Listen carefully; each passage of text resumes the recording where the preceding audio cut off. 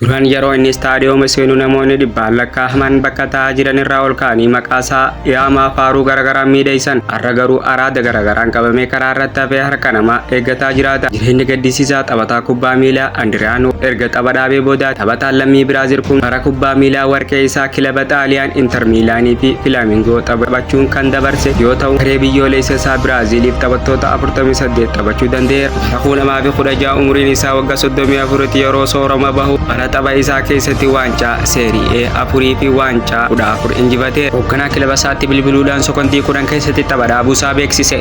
Maaliif taphachuu dhaabde jedhanii yoo gaafatan akka sababan gaafanne akeekachiise. Bara 2004 keessa taphattoota 20 akka addunyaatti filataman ciccimoo jedhaman keessa goolii 43 galchuun waancaa Ameerikaa kan ta'e Koopa Ameerikaa biyya isaa Biraaziliif argamsiisu akkasumas badhaasa warqee argachuu Andiriyaanoon taphataa cimaa bara 2004 jedhamuun badhaafameera. Lammiileen Biraazil hedduun isaanii inni Roonaaldiniyoo gochoo bakka bu'a jechaa ture. Haa ta'u malee ga'umsa ajaa'ibaa taphataa sarara fuulduraa duraanii kana ilaalcha keessa galchuudha. Sadarkaa eegamu osoo hin ga'in tapha miilaa isaa xumureera. Umriin isaa waggaa 18 garee biyyoolessa Biraazil keessatti garee jalqabaa erga taphatee booda haa ta'u malee du'a abbaa isaa wal qabatee jireenya isaa jeequmsa hin eegamne keessa seene. Sababa du'a abbaa isaatti booda dhugaatii alkoolii fi araadota garaan qabamuu himama. Yeroo namoonni lakkii akkana hin ta'in jedhanii isa gorsuuf yoo yaalanitti ani hin milkaa'e abbaa koo waliin abbaan koo yoo hin jiraanne milkaa'inni kiyyaas hin jiru jechuudhaan dubbate. Urjiin duraanii kun yeroo Xaaliyaan turetti dhugaatii alkoolii fi dhiphina sammuutiin rakkachaa turuu himama.